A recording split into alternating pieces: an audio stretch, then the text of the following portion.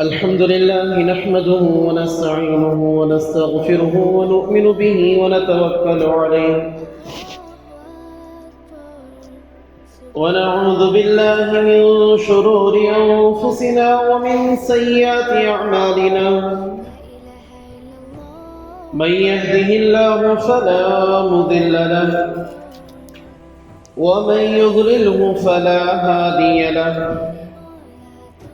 ونشهد أن لا إله إلا الله وحده لا شريك له ونشهد أن سيدنا وسندنا وهادينا ومولانا محمدا عبده ورسوله أما بعد فقد قال الله عز وجل في كلامه المجيد أعوذ بالله من الشيطان الرجيم بسم الله الرحمن الرحيم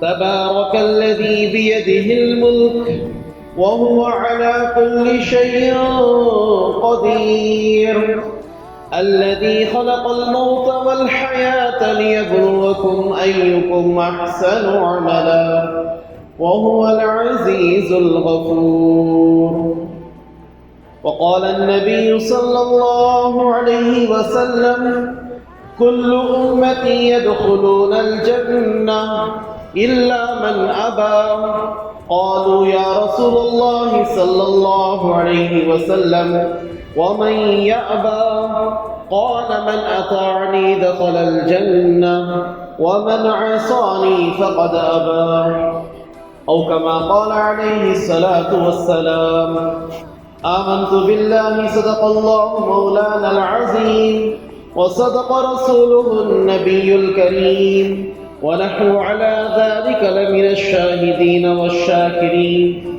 والحمد لله رب العالمین۔ محترم بزرگوں، عزیز دوستوں، اللہ کے پیارے اور پیارے بندوں،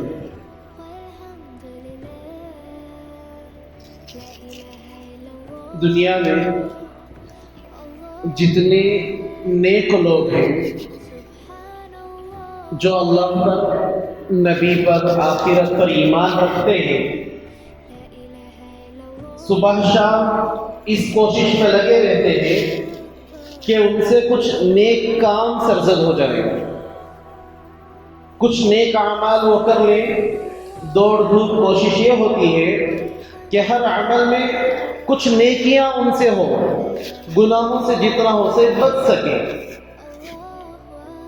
ساری دوڑ دھوپ بس اس لیے یہ کرتے ہیں کہ اللہ ان سے راضی ہو جائے۔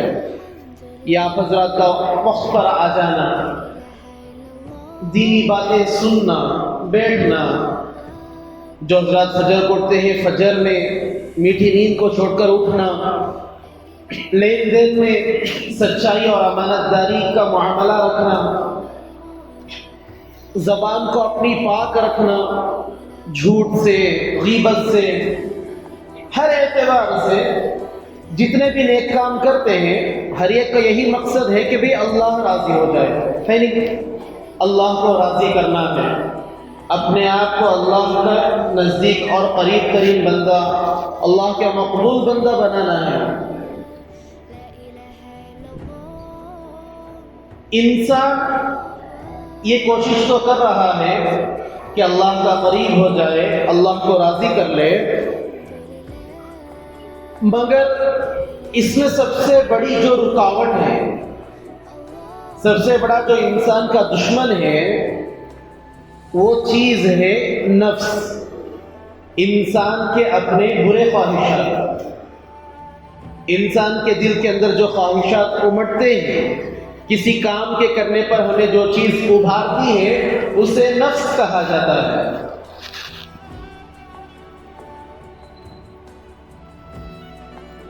فجر کی اذان ہو رہی ہے، نفس یعنی ہمارا دل، ہماری خواہش یہ ہوتی ہے کہ بھئی اذان تو سنے آ رہی ہے، مگر دل کہتا ہے کہ نہیں، کہاں میٹھی نیند کو چھوڑ کر اٹھیں گے، کہاں گرم گرم اور نرم بستروں کو چھوڑ کر اٹھیں گے۔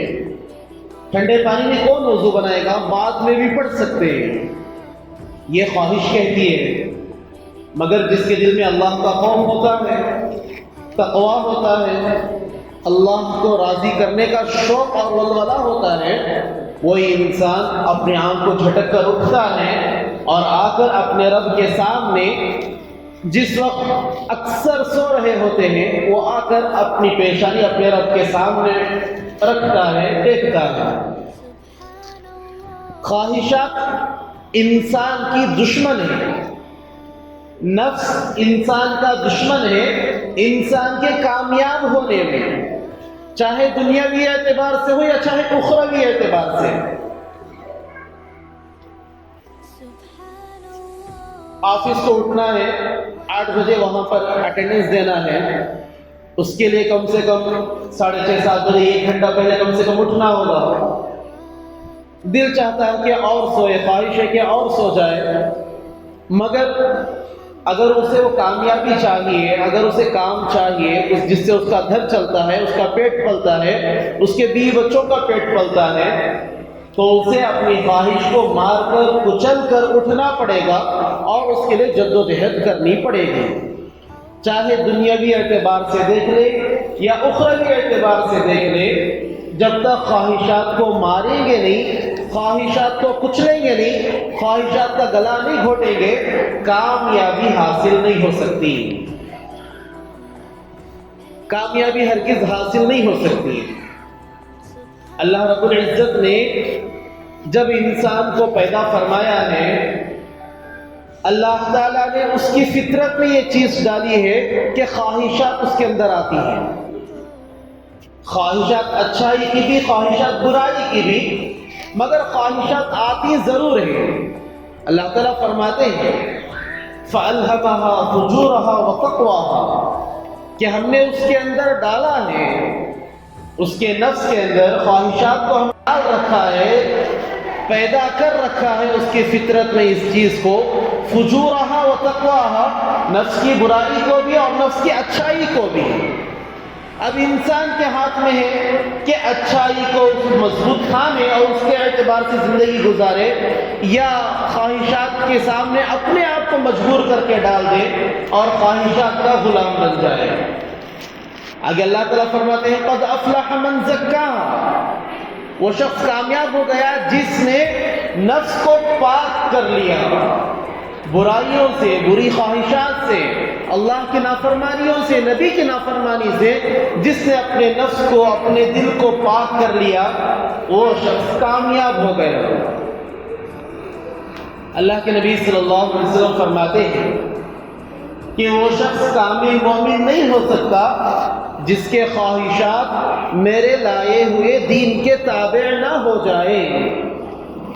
خواہشات ضرور آئیں گے، خواہشات آنے ہی ہیں، کیونکہ اللہ نے فطرت میں ڈال رکھا ہے، مگر کامیاب وہ ہوگا، کامل ایمان والا وہ ہوگا۔ خواہشات شریعت، میرے دل میں خواہش ایسی آئے کہ بھئی میں نماز پڑھوں، مجھے نیک کام کرنے ہیں، مجھے اللہ کو راضی کرنا ہے، میرے خواہشات ہی دین کے تابع ہو جائیں، وہ انسان کامل ایمان والا ہے۔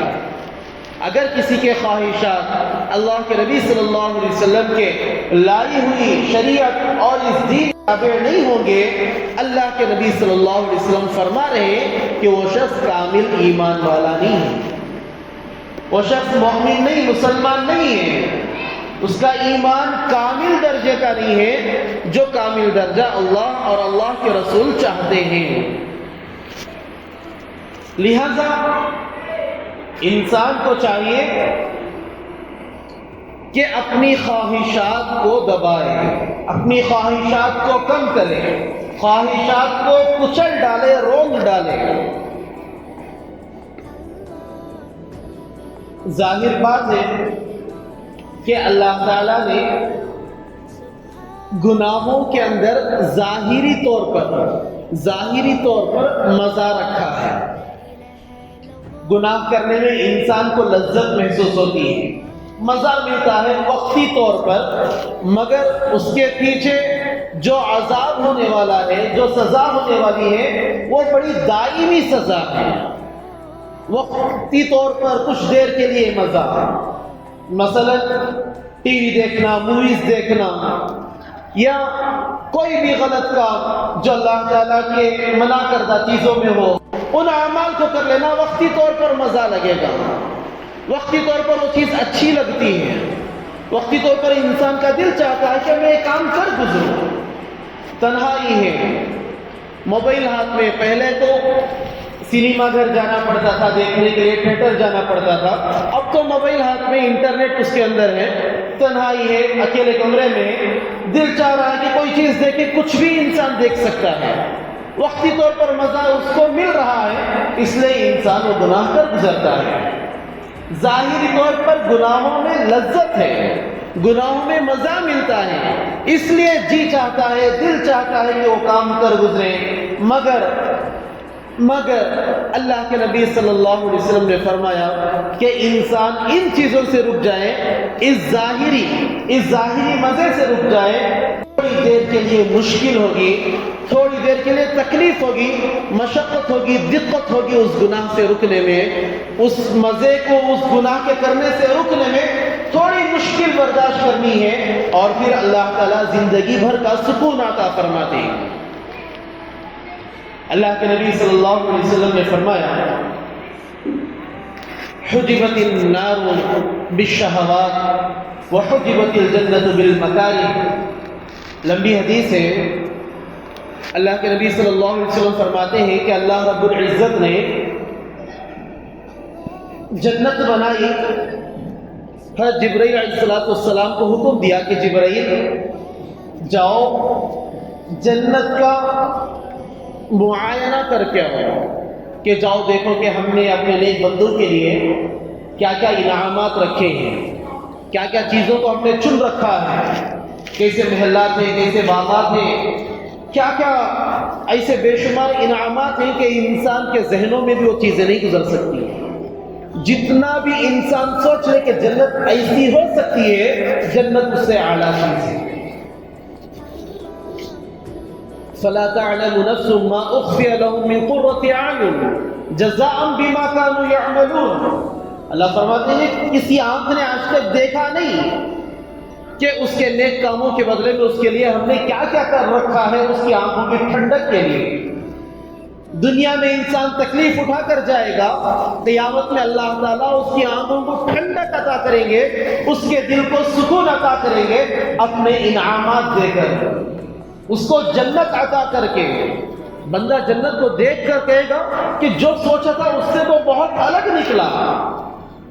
کتنا انسان سوچ سکتا ہے، موویز میں، فلم وغیرہ میں جنت کو بنایا جاتا ہے، اکثر لوگوں نے دیکھا ہوگا کہ جنت کو بنایا جاتا ہے، جنت ایسی ہوتی ہے، الگ الگ انسان کی سوچ یہاں تک ہے، مگر اللہ تعالیٰ فرماتے ہیں کہ انسان کی سوچ سے پرے جنت ہے۔ جنت کو انسان ذہن میں لا بھی نہیں سکتا، کتنا سوچے گا، جتنا بھی سوچے ہے کم ہے۔ الغرض اللہ تعالیٰ نے حضرت جبرائیل علیہ السلام کو فرمایا کہ جبرائیل جاؤ جنت دیکھ کر آؤ کہ ہم نے اپنے نیک بندوں کے لیے کیا کیا چیزیں تیار کر رکھی ہیں، کیا کیا انعامات ہیں۔ حضرت جبرائیل علیہ السلام گئے، جنت کو دیکھا اور آ کر فرمایا کہ یا اللہ، جنت تو بڑی اچھی چیز ہے، وہاں پر آپ نے جو انعامات رکھے ہیں، جو نعمتیں آپ نے رکھی ہیں، جو چیزیں آپ نے چن چن کر تیار کی ہیں اپنے بندوں کے لیے، اگر کوئی بندہ اس کے بارے میں سن لے، دیکھنا تو دور، اگر سن لے تو وہ اس میں جائے بغیر رہ نہیں سکے گا، وہ اس میں جانے کی خواہش کرے گا اور اس کے لیے جد و جہد کرے گا۔ حدیث میں آتا ہے اللہ کے نبی صلی اللہ علیہ وسلم فرماتے ہیں کہ پھر اللہ تعالیٰ نے حجبت الجنت بالمکارہ، جنت کو ناپسندیدہ چیزوں کے ذریعے سے ڈھانک دیا، پردہ کر دیا۔ جنت یہاں پر ہے، یہاں پر ایک پردہ ہے، ایک اللہ تعالیٰ نے مکارہ کا پردہ ڈال رکھا ہے۔ مکارہ کیا؟ ناپسندیدہ چیزیں، یعنی اللہ تعالیٰ نے جن چیزوں کو منع کر رکھا ہے ان سے اگر بندہ رک جائے مثال کے طور پر سود کا لین دین ظاہری طور پر دکھتا ہے کہ بھئی 100 روپے دو 120 روپے لو، 1000 دو 1200 لو، لاکھ دو 1,10,000 لو، نفع ہے۔ مگر اللہ تعالیٰ نے اس کو مکارہ میں شمار کر رکھا ہے کہ بھئی ناپسندیدہ چیزیں یہ کرنے کے کام نہیں۔ جھوٹ بول کر نفع کما لینا، چیز پڑے رہتے 100 کی، بولتے سامنے پڑی 500 کی، جھوٹ بول کر کمانے کی کوشش کر رہا ہے، مکاری ہے، ناپسندیدہ چیزیں ہیں۔ اللہ تعالیٰ نے جنت کو ان چیزوں سے ڈھانپ دیا کہ بندہ اگر ان چیزوں سے رک جائے گا، بندہ اگر ان چیزوں سے اپنے آپ کو روک لے گا، تقوی کی زندگی گزار لے گا، فرما برداری اور اطاعت گزاری کی زندگی گزارے گا، تب وہ جنت کو حاصل کر سکتا ہے۔ اللہ تعالیٰ نے پردہ ڈالا، پھر جبرائیل علیہ السلام سے فرمایا کہ جبرائیل اب جاؤ اور ایک مرتبہ جنت کا مشاہدہ کرو۔ حضرت جبرائیل علیہ السلام جب گئے تو دیکھا کہ مکاری کا پردہ ڈال رکھا ہے۔ آ کر فرمایا کہ یا اللہ اب ایسا لگتا ہے کہ کوئی بندہ اس کے جا ہی نہیں سکتا، خواہشات سے کون رکے؟ نفع دکھ رہا ہے ظاہری طور پر، کون رکنا چاہے گا؟ گناہ میں مزہ دکھ، کون رکنا چاہے گا؟ گناہ کی مثال حضرت مولانا علی تھانوی نور اللہ مرقدہ نے اپنی کتاب میں فرمائی، گناہ کی مثال ایسی ہے جیسے کہ کھجلی، جس کو کھجلی ہو جائے اسے کھجانے میں کتنا مزہ آتا ہے۔ ہمارے حضرت کھجانے میں جو مزہ ہے لڈو کھانے میں وہ مزہ نہیں، وہ ٹیسٹ ملتا ہے۔ کھجانے والے کو جتنا بھی روکے تو وہی کھجانے والا کو چھوڑ، مگر اس کا ہاتھ ہانٹ جاتا ہے، ہٹتا ہے، کیوں؟ اس میں ایک ٹیسٹ مل رہا ہے، اسے ایک مزہ۔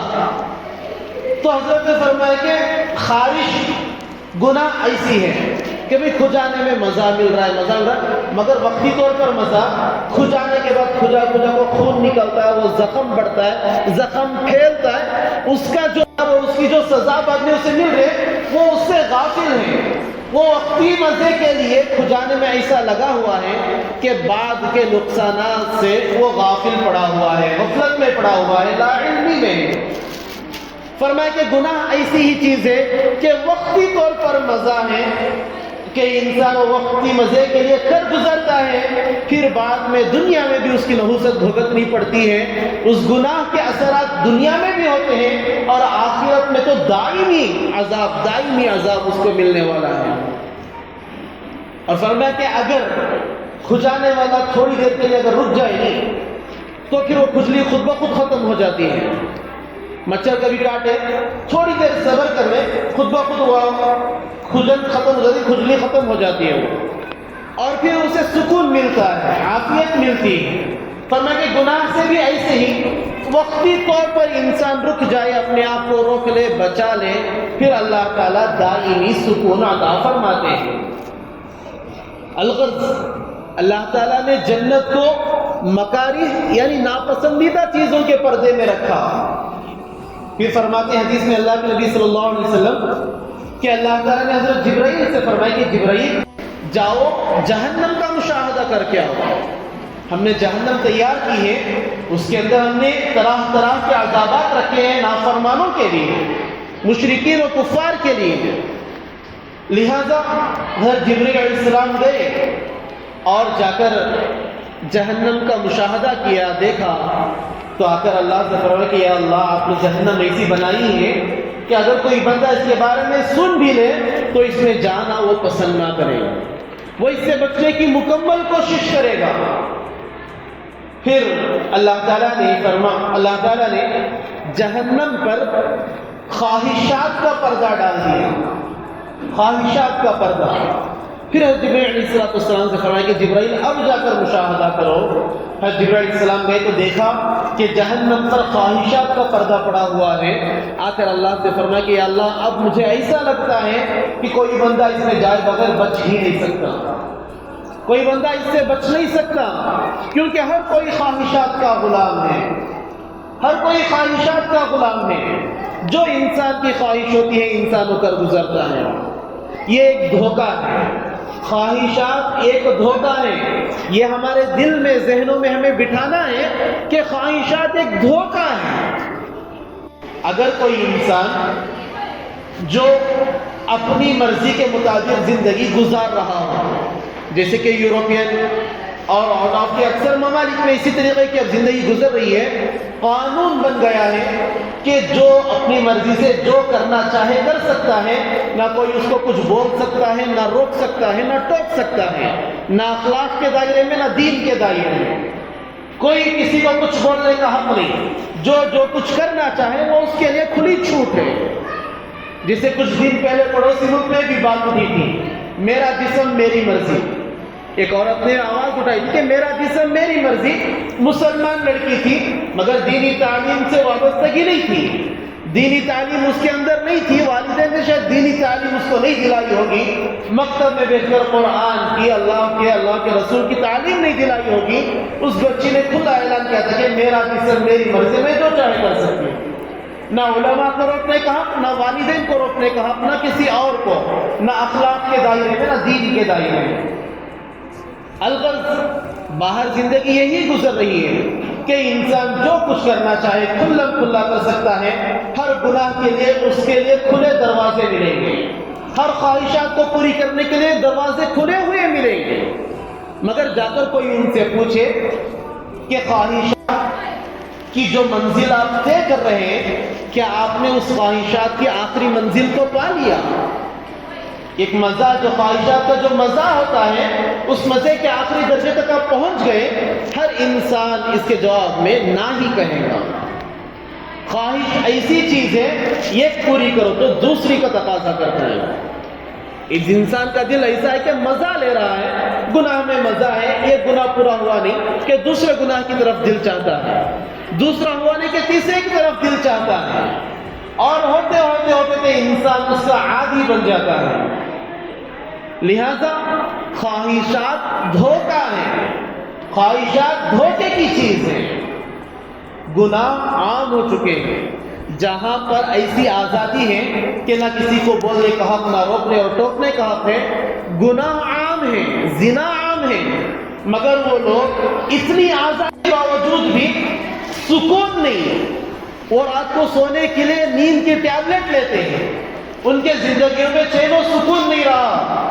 اور اب تو باہر تو بولنا تو دور کی بات، ہمارے ملک کی یہ حالت ہے.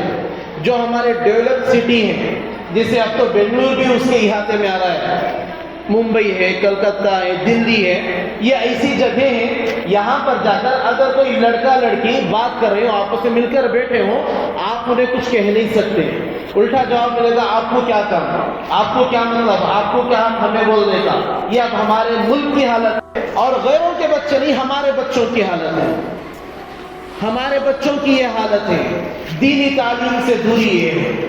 اللہ اور اس کے رسول کی محبت، اللہ کا خوف ہم نے اپنے بچوں کے دلوں میں پیدا نہیں کیا، یہ اس کا نتیجہ ہے. خواہش کے پیچھے ہم ایسے دوڑ رہے ہیں کہ ہمارے گھروں کے اندر بھی گناہ عام. خود ہم سدھرے ہوئے نہیں، خود ہماری حالتیں ٹھیک نہیں، تو ہم کہاں سے اپنے گھروں کو، اپنے گھر والوں کو، اپنے محلے، اپنے خاندان کو کہاں سے ہم ٹھیک کریں گے؟ انسان خواہشات کے پیچھے اندھا دھند دوڑ رہا ہے، اندھا دھند. کسی چیز کا ہوش نہیں، حواس نہیں انسان کو. ایسا خواہشات انسان پوری کرنے میں لگا ہے. ایک چھوٹی بات، خواہشات ایسی پوری ہو رہی ہے کہ گھر میں ٹی وی ہے، ٹی وی کو ڈش ریچارج رہنا، نہیں تو بچے گھر میں رہنے تیار نہیں، ستا تو جان کر. بچوں کی خواہش پوری کرنے میں جو والدین ڈش کا ریچارج کر رہے ہیں، ٹی وی لگا رہے ہیں، کان کھول کر سن لیں کہ وہ اپنے بچوں کی خواہش پوری نہیں کر رہے، بلکہ وہ ان کے لیے جہنم کے انگارے خرید رہے ہیں، وہ ان کو جہنم میں ڈال رہے ہیں. جو والدین اپنے بچوں کی چھوٹی سی تکلیف برداشت نہیں کر سکتے، آنکھوں پر پردہ ایسا پڑا ہوا ہے خواہشات کا، غفلت کا، دنیاوی مزے کا، وقتی مزے کا، گناہوں کی لذت کا، کہ وہ اپنے بچوں کے لیے انگارے خرید رہے ہیں. وہی مدارس کے لیے فیس دینے کے لیے ہماری جیب نہیں کھلتی، وہی مسجد کے چندے کے لیے ہماری جیب نہیں کھلتی، جہاں پر نیکی ہوگی، جس کے صدقے میں، جس کے توفیل میں ہمارے بچوں میں دین آئے گا، مگر وہی روپیہ ڈش کے لیے، ریچارج کے لیے، نیٹ ڈلوانے کے لیے یا بچوں کی غیر ضروری خواہشات کو پوری کرنے کے لیے ہماری جیبیں کھلتی ہیں اور خوب خرچ ہوتا ہے۔ بچے بھی نادان، چھوٹے بچے کے ہم نے چاقوری تو چھوڑاتی ہیں، بچہ پسند کر لے ابھی کھیل لیں گے، چھوڑاتی گندے والدین بولو کوئی ہی کو چھوڑنے والا، ہمارا بچہ جی کیا بھی نہیں کھیل لیں گے، میرا بچہ انہیں کیا بھی نہیں ہوتا، ایسا کیا تو بھی ہے۔ ظاہری طور پر چاقو ہے کٹے گا ضرور، انگار اگر ہاتھ میں نہیں تو گرمی لگے گی، ہاتھ جلے گا، برف پہ پکڑے ہیں تو ٹھنڈا ہوگا، ظاہری چیز ہے کہ اس کا اثر ہونا ضرور ہے، اس کا اثر ضرور ہوگا، یہ ظاہری چیز، کوئی چیز نقصان دینے والی ہے اس کے اندر وہ اثر نہ دکھائے، ایسا نہیں ہو سکتا۔ ہم گناہ کی چیزیں، گناہ کے خواہشات، غلط خواہشات اپنے بچوں کی پوری کریں اور اس کے اثرات ان کی زندگی میں نہ آئے، ایسا نہیں ہو سکتا۔ ہم ایک گناہ کی چیز انہیں دکھائیں جس سے ان کے ذہن بگڑ رہے ہیں، ان کی زندگیاں بگڑ رہی ہیں، بچے والدین کے خلاف کھڑے ہیں، بچے اپنے بڑوں کے خلاف جا کر کمپلینٹ لکھانے کے لیے تیار ہو رہے ہیں۔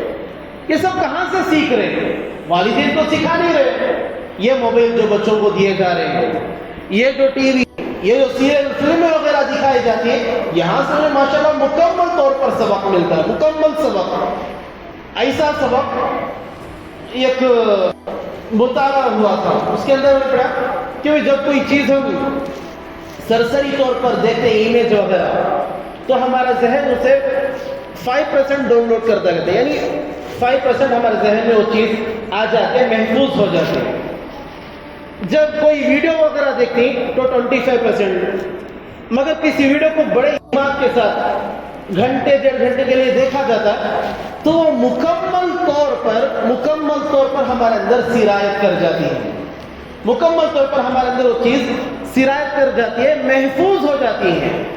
پھر وہ ایسے اسباب ہیں کہ جو بھلائے نہیں بھولے جاتے ہیں۔ کیوں؟ مزے کی چیز ہے، لذت کی چیز ہے، یہ ایک بار کر رہے ہیں، ایک چیز کر رہے ہیں، اور کرنے کا مزہ مل رہا ہے، اور کرنے کا مزہ۔ لہذا انسان کو چاہیے کہ اپنے خواہشات کو دبائے، اپنے خواہشات کو کچلے، رون ڈالے۔ خواہشات وقتی لذت ہے، وقتی لذت، تھوڑی دیر کے لیے انسان اپنے آپ کو مضبوط بنا لے۔ شیطان کو اللہ تعالیٰ نے حضرت آدم علیہ السلام کی وجہ سے کہ سجدہ کرنے کا حکم دیا، اس نے سجدہ نہیں کیا تو اسے راندہ درگاہ کر دیا، ملعون بنا دیا، کہا کہ تو اپنے ہمارے دربار سے نکل جا۔ اللہ تعالیٰ نے لعین بنا کر بھیج دیا۔ تب شیطان نے اللہ تعالیٰ سے کچھ خاص پاورز طلب کیے، طاقتیں مانگی کہ انسان کے اندر وہ جیسا چاہے سرایت کروں، جس طریقے سے چاہے میں تصرف کر سکوں، مجھے اتنی طاقت دی جائے، سب کچھ عطا کیا۔ تو شیطان نے کہا کہ اب میں تمہارے اللہ سے چیلنج کر رہا ہے کہ اب میں آپ کے بندوں کو بہکاؤں گا، انہیں میں اپنا غلام بناؤں گا، انہیں میں کھان دوں گا، اپنے دھیان سے میں لاؤں گا۔ اللہ تعالیٰ نے اس وقت جواب دیا تھا لیس لک علیہم سلطان، کہ جو ان عباد لیس لک علیہم سلطان، کہ جو میرے بندے ہوں گے ان پر تیرا کوئی بس نہیں چلے گا، جو میرے بندے ہوں گے ان پر تیرا کوئی بس نہیں چلے گا۔ اس کا جواب کیا؟ کوئی بھی چیز ہوتی نہیں، یعنی یہ دن ہے، اس کا مطلب کیا؟ یہ رات نہیں، ہر چیز کے دو مطلب نکل سکتے ہیں، بھئی یہ دن ہے بولا تو یہ رات نہیں بول کر بھی صاف ظاہر۔ تو اللہ تعالیٰ نے جو فرمایا کہ میرے بندوں پر تیرا بس نہیں چلے گا، تو اس کا جواب یہ بھی ہے کہ جو اللہ کے بندے نہیں ہوں گے شیطان کے جھانسے میں آ جائیں گے۔ جن کے دلوں میں اللہ نہیں ہوگا وہ سوچتے یہ رہے ہوں گے کہ بھئی میں بڑا نمازی، میں بڑا دیندار، ہمیں بڑے مبلغ، ہمیں بڑے اچھے، ہمیں انسان اس غفلت میں ہوگا، اس دھوکے میں ہوگا، مگر شیطان اس کو کہاں سے اچک لے جائے، شیطان کیسا اس کو اپنے جھانسے میں لے لے، اس کو خبر بھی نہیں ہوگی۔ اس کے گھر کے ذریعے سے، اس کی اولاد کے ذریعے سے، کیا اولاد کے بارے میں بھی سوال تو ضرور کیا جائے گا۔ اولاد کی خواہشات ہوں، بیویوں کی خواہشات ہوں، گھر کے ماتحتوں کی خواہشات ہوں۔ اللہ کے نبی صلی اللہ علیہ وسلم نے فرمایا کہ کلکم راع وکلکم مسئول عن رعیتہ، کہ تم میں سے ہر کوئی نگہبان ہے اور تمہارے ماتحتوں کے بارے میں تو سوال کیا جائے گا۔ اگر تم انہیں دین کے راستے میں لگا رہے ہو، اللہ کی فرما برداری میں لگا رہے ہو، تو تمہارے جنت میں جانے کا ذریعہ یہ بن سکتے ہیں۔ اگر نہیں تم نے ان کے برے خواہشات کو پورا کیا، اللہ کی فرمانی میں تم نے ان کی مدد کی، تم نے ان کی تھوڑی سی ناراضگی کے ڈر سے تم نے انہیں جو چاہے من مرضی کرنے دیا، اللہ کی نافرمانی کرنے دی، نبی کی نافرمانی کرنے دی، سنتوں کے خلاف زندگی گزارنے دی، تو تمہارے جہنم میں جانے کا مکمل ذریعہ یہ بن سکتے ہیں۔ یہ اللہ تعالیٰ آزمائش کے لیے دنیا اللہ تعالیٰ نے بنائی ہے۔ یہ سب آزمائش کی چیزیں ہیں۔ انسان جتنا اس میں اپنے آپ کو بچا کر لے کر چلے، انسان اتنا کامیاب ہے۔ اگر اپنے آپ کو نہیں بچایا تو انسان اتنا ہی ناکام گزرے گا۔ لہذا اللہ تعالیٰ نے جنت کو ناپسندیدہ چیزوں کے ذریعے سے ڈھانپ رکھا ہے کہ ان ناپسندیدہ چیزوں سے انسان رک جائے، بچ جائے، خواہشات سے انسان رک جائے تو جنت میں ہوگا۔ اور اللہ تعالیٰ نے جہنم کو خواہشات کے پردے میں چھپا رکھا ہے کہ اگر انسان خواہشات کو پورا کرے تو جہنم میں ضرور جا کر رہے گا۔ لہذا نیت کر لے، پکا ارادہ کرے، پکا ارادہ کہ اللہ تعالیٰ سے آج توبہ کرے کہ اب تک جتنی من مرضی زندگی گزارنی تھی، مئی رولز گاڑیوں پر بھی لکھا تھا کہ بھئی میری زندگی میرے قوانین، کسی اور کا اس میں نہیں چلے گا۔ مسلمان وہ نہیں ہوتا، مسلمان کے رولز اللہ کے رولز چلتے ہیں مسلمان پر، مسلمان کے اپنے کوئی قوانین نہیں ہوتے۔ اللہ کا بھیجا ہوا ہے، اللہ کے لیے زندگی گزارنی ہے، اللہ کے احکام پر گزارنی ہے، پھر اللہ کی طرف لوٹ کرنا ہے۔